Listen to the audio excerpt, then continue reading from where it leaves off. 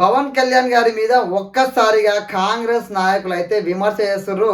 పవన్ కళ్యాణ్ గారు జనసేన పార్టీ తెలంగాణ పోటీ చేస్తుంది. ముఖ్యంగా బీజేపీతో కలిసి పోటీ చేస్తుంది. బీజేపీ తరపున నేను ప్రచారంలో పాల్గొంటా అనంగానే ఒక్కసారిగా కాంగ్రెస్ నాయకులు ముఖ్యంగా పీసీసీ ప్రెసిడెంట్ మహేష్ కుమార్ గౌడ్ గారు అయితే తీవ్రంగా విమర్శలు ఇచ్చారు. అదేవిధంగా ఆయన బాటలోనే పొన్నం ప్రభాకర్ గారు కూడా పవన్ కళ్యాణ్ గారి మీద తీవ్రమైన విమర్శలు అయితే చేస్తున్నారు. కాంగ్రెస్ నాయకులు ఒక్కసారిగా పవన్ కళ్యాణ్ గారి మీద ఎందుకు విమర్శ చేస్తున్నారు? పవన్ కళ్యాణ్ గారు అంటే భయపడుతున్నారా, లేదంటే బీజేపీతో పొత్తు అంటే ఎందుకు కాంగ్రెస్ నాయకులు ఈ విధంగా ప్రవర్తిస్తున్నారు, ఈ విధంగా విమర్శలు చేస్తున్నారు?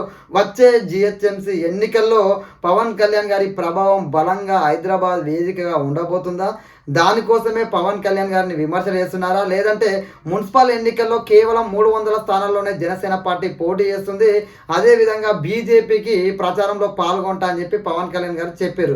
ఎందుకంటే ఆయన ఎన్డీఏ అలయన్స్లో భాగంగా ఆయన ఉన్నారు కాబట్టి ఆయన ప్రచారంలో పాల్గొంటా, అదేవిధంగా జనసేన అభ్యర్థి తరపున కూడా ప్రచారం చేసే విధంగా ఆయన ప్రణాళిక ఉన్నట్టుగా తెలుస్తుంది. ఎందుకు మరి వీళ్ళు ఈ విధంగా బాధపడుతున్నారు? పవన్ కళ్యాణ్ గారి మీద ఎందుకు ఈ విధంగా విమర్శలు చేస్తున్నారు? వాళ్ళు ఏం మాట్లాడారు అనేది కూడా మనం చర్చించుకుందాము. టాపిక్లోకి వెళ్ళబోయే ముందు దయచేసి ఒక లైక్ ఇవ్వడం మర్చిపోకండి. వీడియో పూర్తిగా అండి మీ విలువైన కామెంట్ అయితే తెలియజేయండి. చలో టాపిక్లోకి వెళ్దాం. పవన్ కళ్యాణ్ గారు బీజేపీ తరపున ఎన్నికల ప్రచారంలో పాల్గొంటాం, అదేవిధంగా జనసేన అభ్యర్థులు ఎక్కడైతే ఉన్నారో వాళ్ళ తరపున ప్రచారంలో పాల్గొంటాం. బీజేపీ అభ్యర్థులు ఎక్కడైతే ఉంటారో ఆ అభ్యర్థులకి జనసేన సపోర్ట్ చేయాలి. అదేవిధంగా జనసేన అభ్యర్థులు ఎక్కడైతే ఉన్నారో అక్కడ జనసేన అభ్యర్థులకు బీజేపీ సపోర్ట్ చేసే విధంగా పవన్ కళ్యాణ్ గారు ప్రచారంలో పాల్గొనబోతున్నట్టుగా స్పష్టంగానైతే కనబడుతుంది. అయితే ఒక్కసారిగా పవన్ కళ్యాణ్ గారు ఏదైతే ప్రచారంలో పాల్గొంటారనే కాంగ్రెస్ సంబంధించినటువంటి పీసీసీ ప్రెసిడెంట్ మహేష్ కుమార్ గౌడ్ గారు అయితే తీవ్రంగా విమర్శలు చేశారు. పవన్ కళ్యాణ్ తెలంగాణ అవమానించిండు, ఎట్లా తెలంగాణకు వస్తాడు అని చెప్పి ఆయన మాట్లాడుతాడు. ఈ విధంగా పొన్నం ప్రభాకర్ గౌడ్ గారు కూడా పవన్ కళ్యాణ్ గారు ఏ విధంగా తెలంగాణకు వస్తాడు, ఏ విధంగా రాజకీయాలు చేస్తాడు అని చెప్పి మాట్లాడుతున్నారు. ఒక్కటే గుర్తుపెట్టుకోవాలి. అయితే ప్రజలు ఏమంటున్నారంటే, అదేవిధంగా కాంగ్రెస్ పార్టీ కూడా కేంద్రంలో యూపీఏ అని ఎన్డీఏ కూటమిని పెట్టుకొని అన్ని పార్టీతో పొత్తు పెట్టుకున్నది కదా, వాళ్ళు పొత్తు పెట్టుకుంటే ఏమీ అభ్యంతరం లేదు. అదేవిధంగా బీజేపీ ఎన్డీఏలో అలయన్స్లో పవన్ కళ్యాణ్ గారు ఒక భాగస్వామి, అదేవిధంగా ఎన్డీఏ అలయన్స్లో భాగంగానే ప్రచారంలోకి వస్తాడు, దేశవ్యాప్తంగా తిరుగుతుండు. మన అందరూ తెలుసు, మన మహారాష్ట్ర పోయిండు, ఢిల్లీకి పోయిండు. అదేవిధంగా ఎక్కడికైనా ప్రచారంలో ఆయన యొక్క పాత్ర కావాలని బీజేపీ తరఫున ఎన్డీఏ అలయన్స్ వాళ్ళు కోరితే ఆయన అక్కడికి వెళ్ళి ప్రచారం చేస్తున్నాడు. అయితే దాంట్లో భాగంగా జనసేన పార్టీ అంటే తెలంగాణ గడ్డ మీద పుట్టింది, మన అందరూ తెలుసు. నోవాటెల్ హోటల్లో 2014లో జనసేన పార్టీ స్థాపించడం జరిగింది తెలంగాణలో. అలాంటి తెలంగాణలో పవన్ కళ్యాణ్ గారు పార్టీ గతంలో ఎమ్మెల్యేలు గాను ఎంపీలు గాను పోటీ చేసిరు, మన అందరూ తెలుసు. గత ఎన్నికల్లో పోటీ కూడా చేసిరు. కూకట్పల్లి లాంటి స్థానంలో అసలు జనసేన పార్టీ 40,000 ఓట్లు కూడా తెచ్చుకుంది.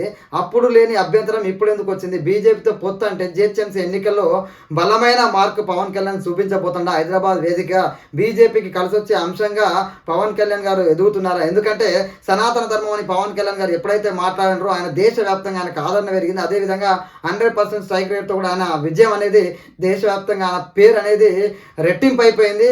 దాంట్లో భాగంగానే పవన్ కళ్యాణ్ తెలంగాణ ప్రచారానికి వస్తున్నాం, పార్టీ పోటీ చేస్తుందంటే ఎందుకు మరి ఓన్లీ కాంగ్రెస్ పార్టీ తీవ్రమైన విమర్శలు చేస్తుందంటే, జిహెచ్ఎంసీ ఎన్నికల్లో పవన్ కళ్యాణ్ గారు కనుక వస్తే అది ఖచ్చితంగా కాంగ్రెస్కి ఇబ్బంది అయ్యే అవకాశం ఉంటుంది. కాబట్టి ఇప్పటి నుంచే పవన్ కళ్యాణ్ గారిని ఆపాలనే దాంట్లో భాగంగా పవన్ కళ్యాణ్ గారి మీద తెలంగాణ ఆంధ్ర అని లేనిపోని అన్ని తెచ్చి పవన్ కళ్యాణ్ గారి మీద రుద్దుతున్నారా అని చెప్పి ప్రజలైతే అనుకుంటున్నారు. ముఖ్యంగా పవన్ కళ్యాణ్ గారు మొన్నటికి మొన్న కొండగట్టుకు 35 కోట్ల రూపాయలు ఇచ్చినప్పుడు ప్రజల్లో మాత్రం ఒక సానుకూల స్పందన ఏర్పడింది పవన్ కళ్యాణ్ గారి పట్ల.